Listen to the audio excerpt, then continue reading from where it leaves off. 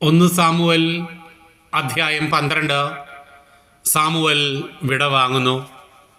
Samuel Israel ജനത്തോട് പറഞ്ഞു, നിങ്ങൾ ആവശ്യപ്പെട്ടതൊക്കെ ഞാൻ ചെയ്തു തന്നു. ഞാൻ രാജാവിനെ നിങ്ങൾക്ക് വാഴിച്ചു തന്നു. ഇപ്പോൾ നിങ്ങളെ നയിക്കാൻ ഒരു രാജാവുണ്ട്. ഞാൻ വൃദ്ധനായി, ജരാനരകൾ ബാധിച്ചു. എൻ്റെ പുത്രന്മാരാകട്ടെ നിങ്ങളോട് കൂടെയുണ്ട്. യൗവനം മുതൽ ഇന്നുവരെ ഞാൻ നിങ്ങളെ നയിച്ചു പോന്നു. ഇതാ ഞാൻ നിങ്ങളുടെ മുൻപിൽ നിൽക്കുന്നു. ഞാൻ എന്തെങ്കിലും തെറ്റ് ചെയ്തിട്ടുണ്ടെങ്കിൽ കർത്താവിൻ്റെയും അവിടുത്തെ അഭിഷിക്തൻ്റെയും മുൻപിൽ വെച്ച് ഇപ്പോൾ എന്നെ കുറ്റപ്പെടുത്തുവിൻ. ഞാൻ ആരുടെയെങ്കിലും കാളയെയോ കഴുതയെയോ അപഹരിച്ചിട്ടുണ്ടോ? ആരെയെങ്കിലും വഞ്ചിക്കുകയോ ഞെരുക്കുകയോ ചെയ്തിട്ടുണ്ടോ? ആരിൽ നിന്നെങ്കിലും കൈക്കൂലി വാങ്ങി സത്യത്തിനു നേരെ കണ്ണടച്ചിട്ടുണ്ടോ? ഇവയിൽ ഏതെങ്കിലും ഞാൻ ചെയ്തിട്ടുണ്ടെങ്കിൽ ഞാൻ എടുത്തിട്ടുള്ളതെന്തും മടക്കിത്തരാം. അവർ പറഞ്ഞു, അങ്ങ് ഞങ്ങളെ വഞ്ചിക്കുകയോ ഞെരുക്കുകയോ ചെയ്തിട്ടില്ല. ആരിലും നിന്ന് യാതൊന്നും അപഹരിച്ചിട്ടുമില്ല. അവൻ അവരോട് പറഞ്ഞു, ഞാൻ തികച്ചും നിഷ്കളങ്കനാണെന്ന് നിങ്ങൾ കണ്ടുവെന്നതിന് കർത്താവും അവിടുത്തെ അഭിഷിക്തനും സാക്ഷിയാണ്. അവർ പ്രതിവദിച്ചു, അതെ, കർത്താവ് സാക്ഷി. സാമുവൽ തുടർന്നു, മോശയെയും അഹറോനെയും നിയമിക്കുകയും നിങ്ങളുടെ പിതാക്കന്മാരെ ഈജിപ്തിൽ നിന്ന് മോചിപ്പിക്കുകയും ചെയ്ത കർത്താവ് സാക്ഷി. കേട്ടുകൊള്ളുവിൻ. നിങ്ങൾക്കും നിങ്ങളുടെ പിതാക്കന്മാർക്കും കർത്താവ് ചെയ്ത വലിയ കാര്യങ്ങൾ ഓർമ്മപ്പെടുത്തിക്കൊണ്ട് നിങ്ങളെ ഞാൻ കർത്താവിൻ്റെ മുൻപിൽ കുറ്റപ്പെടുത്താൻ പോകുകയാണ്. യാക്കോബ് ഈജിപ്തിലെത്തുകയും അവൻ്റെ സന്തതികളെ ഈജിപ്തുകാർ ഞെരുക്കുകയും ചെയ്തപ്പോൾ നിങ്ങളുടെ പിതാക്കന്മാർ കർത്താവിനോട് കരഞ്ഞപേക്ഷിച്ചു. അവിടുന്ന് മോശയെയും അഹറോനെയും അയച്ചു. അവർ നിങ്ങളുടെ പിതാക്കന്മാരെ ഈജിപ്തിൽ നിന്ന് കൊണ്ടുവന്ന് ഈ സ്ഥലത്ത് താമസിപ്പിച്ചു. പക്ഷേ അവർ തങ്ങളുടെ ദൈവമായ കർത്താവിനെ വിസ്മരിച്ചു. അവിടുന്ന് അവരെ ഹാസോറിലെ യാബിൻ രാജാവിൻ്റെ സേനാധിപനായ സിസെറായുടെയും ഫിലിസ്ത്യരുടെയും മോവാബ് രാജാവിൻ്റെയും കരങ്ങളിൽ ഏൽപ്പിച്ചു. അവർ ഇസ്രായേലിനോട് യുദ്ധം ചെയ്തു. ഇസ്രായേൽ കർത്താവിനോട് നിലവിളിച്ചു പറഞ്ഞു, ഞങ്ങൾ പാപം ചെയ്തു പോയി. കർത്താവിനെ ഉപേക്ഷിച്ച് ബാലിൻ്റെയും അഷ്താർത്തേയുടെയും ബിംബങ്ങളെ ഞങ്ങൾ ആരാധിച്ചു. ഇപ്പോൾ ശത്രുക്കളുടെ കരങ്ങളിൽ നിന്ന് ഞങ്ങളെ മോചിപ്പിക്കുക. ഞങ്ങൾ അവിടുത്തെ സേവിച്ചു കൊള്ളാം.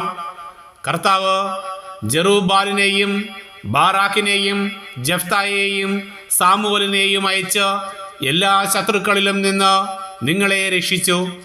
നിങ്ങൾ സുരക്ഷിതരായി വസിച്ചു. അമ്മോന്യരുടെ രാജാവായ നാഹാഷ് ആക്രമിക്കാൻ ഉദ്യമിച്ചപ്പോൾ ദൈവമായ കർത്താവ് നിങ്ങളുടെ രാജാവായിരിക്കെ ഭരിക്കാനൊരു രാജാവ് വേണമെന്ന് നിങ്ങൾ എന്നോട് പറഞ്ഞു. നിങ്ങളുടെ ആവശ്യമനുസരിച്ച് നിങ്ങൾ തിരഞ്ഞെടുത്ത രാജാവിനെ കണ്ടാലും ഇതാ കർത്താവ് നിങ്ങൾക്കായി ഒരു രാജാവിനെ വാഴിച്ചിരിക്കുന്നു. നിങ്ങൾ കർത്താവിനെ ബഹുമാനിക്കുകയും സേവിക്കുകയും അവിടുത്തെ സ്വരം ശ്രവിക്കുകയും കൽപ്പനകൾ ധിക്കരിക്കാതിരിക്കുകയും നിങ്ങളും നിങ്ങളെ ഭരിക്കുന്ന രാജാവും ദൈവമായ കർത്താവിനെ അനുഗമിക്കുകയും ചെയ്താൽ എല്ലാം ശുഭമായിരിക്കും. നിങ്ങൾ കർത്താവിൻ്റെ സ്വരം ശ്രവിക്കാതിരിക്കുകയും അവിടുത്തെ കൽപ്പനകൾ നിരസിക്കുകയും ചെയ്താൽ അവിടുന്ന് നിങ്ങൾക്കും നിങ്ങളുടെ രാജാവിനും എതിരായിരിക്കും. നിങ്ങളുടെ മുൻപാകെ കർത്താവ് പ്രവർത്തിക്കാൻ പോകുന്ന ഈ മഹാകാര്യം കാണാൻ നിങ്ങൾ ശ്രദ്ധയോടെ കാത്തു നിൽക്കുവിൻ. ഇത് ഗോതമ്പ് കൊയ്യുന്ന കാലമല്ലേ? ഇടിയും മഴയും അയക്കാൻ കർത്താവിനെ വിളിച്ച് ഞാൻ അപേക്ഷിക്കും. ഒരു രാജാവിനെ ആവശ്യപ്പെട്ടതുകൊണ്ട് കർത്താവിൻ്റെ ദൃഷ്ടിയിൽ നിങ്ങൾ പ്രവർത്തിച്ച ദുഷ്ടത എന്തെന്ന് അപ്പോൾ നിങ്ങൾ ഗ്രഹിക്കും. സാമുവൽ കർത്താവിനെ വിളിച്ചപേക്ഷിച്ചു. അവിടുന്ന് ഇടിയും മഴയും അയച്ചു. ജനം കർത്താവിനെയും സാമുവലിനെയും ഭയപ്പെട്ടു. അവർ സാമുവലിനോട് അപേക്ഷിച്ചു, ഞങ്ങൾ മരിക്കാതിരിക്കാൻ അങ്ങയുടെ ദൈവമായ കർത്താവിനോട് ഈ ദാസന്മാർക്ക് വേണ്ടി പ്രാർത്ഥിക്കണമേ. രാജാവിനെ ചോദിച്ചതുകൊണ്ട് മറ്റെല്ലാ പാപങ്ങൾക്കും പുറമെ ഈ പാപവും ഞങ്ങൾ ചെയ്തു. സാമുവൽ ജനത്തോട് പറഞ്ഞു, ഭയപ്പെടേണ്ട, നിങ്ങൾ ഈ തിന്മകളെല്ലാം ചെയ്തു, എന്നാലും കർത്താവിനെ അനുഗമിക്കുന്നതിൽ നിന്ന് പിന്മാറരുത്. പൂർണ്ണ ഹൃദയത്തോടെ അവിടുത്തെ സേവിക്കുവിൻ. നിങ്ങൾക്ക് ഉപകരിക്കാത്തതും നിങ്ങളെ രക്ഷിക്കാൻ കഴിവില്ലാത്തതുമായ കാര്യങ്ങളിലേക്ക് നിങ്ങൾ തിരിയരുത്. അവ വ്യർത്ഥമാണ്. തൻ്റെ ഉത്കൃഷ്ട നാമത്തെ പ്രതി കർത്താവ് തൻ്റെ ജനത്തെ പരിത്യജിക്കുകയില്ല. നിങ്ങളെ തൻ്റെ ജനമാക്കാൻ അവിടുന്ന് പ്രസാദിച്ചിട്ടുണ്ടല്ലോ. നിങ്ങൾക്കു വേണ്ടി തുടർന്ന് പ്രാർത്ഥിക്കാതെ കർത്താവിനെതിരെ പാപം ചെയ്യാൻ അവിടുന്ന് എനിക്ക് ഇടവരുത്താതിരിക്കട്ടെ. ഞാൻ നിങ്ങൾക്ക് നേർവഴി ഉപദേശിക്കും. നിങ്ങൾ പൂർണ്ണ ഹൃദയത്തോടും വിശ്വസ്തയോടും കൂടെ കർത്താവിനെ സേവിക്കുവിൻ. അവിടുന്ന് നിങ്ങൾക്ക് ചെയ്ത മഹാകാര്യങ്ങൾ സ്മരിക്കുവിൻ. ഇനിയും പാപം ചെയ്താൽ അവിടുന്ന് നിങ്ങളെയും നിങ്ങളുടെ രാജാവിനെയും നീക്കിക്കളയും.